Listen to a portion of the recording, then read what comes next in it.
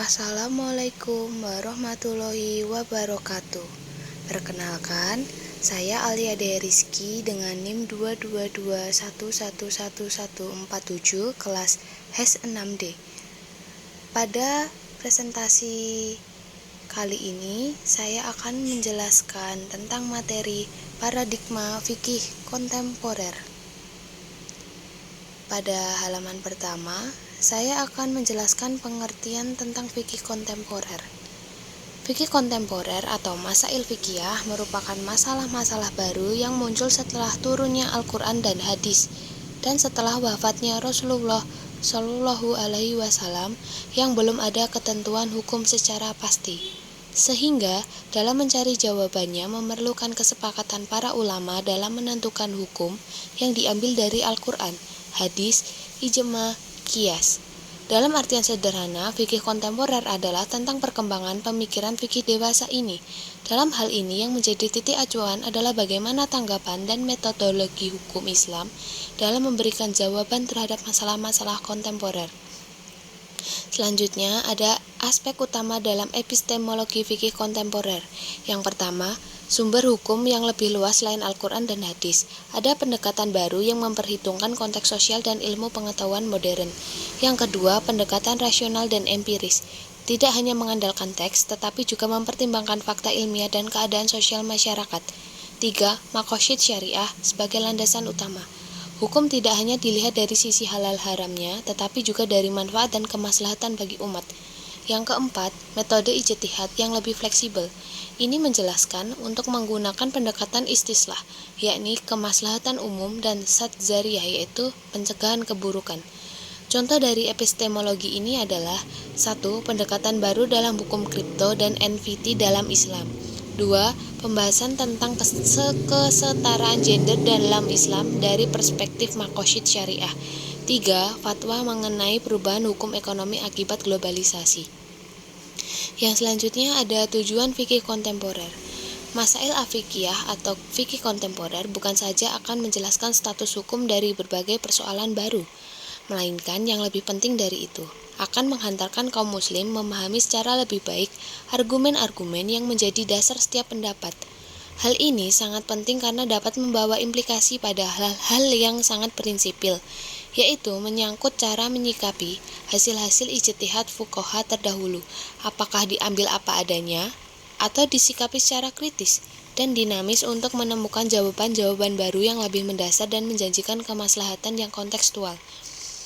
Yang selanjutnya ada aspek metodologi.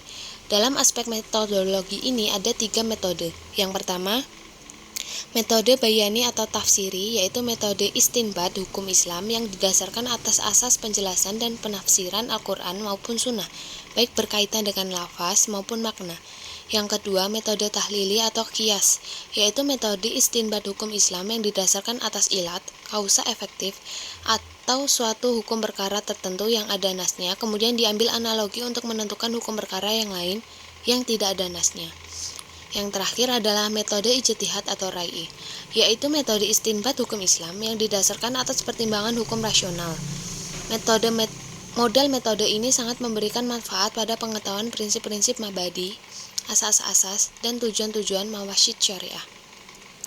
Yang selanjutnya, aspek metodologi ini ada 3 pemahaman.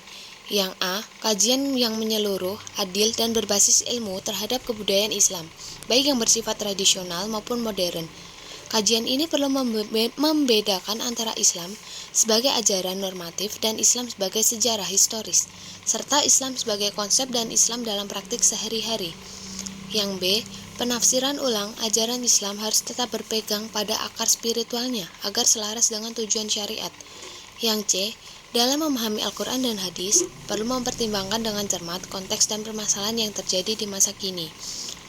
Selanjutnya, ada rasionalis dan tradisionalis. Munculnya paradigma tradisionalisme dan rasionalisme hukum Islam tidak bisa lepas dari kegelisahan dalam dunia akademik.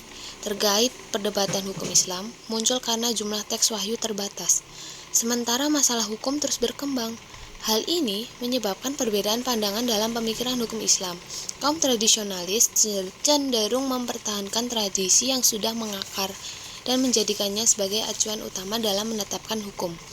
Yang kedua, dalam kajian hukum barat ditemukannya dua aliran pemikiran, yakni normativisme atau tradisionalisme yang mendasarkan ketentuan hukum pada pandangan normatif dan positivisme atau empirisme yang selalu bertumpu pada fakta dan pengalaman empirik.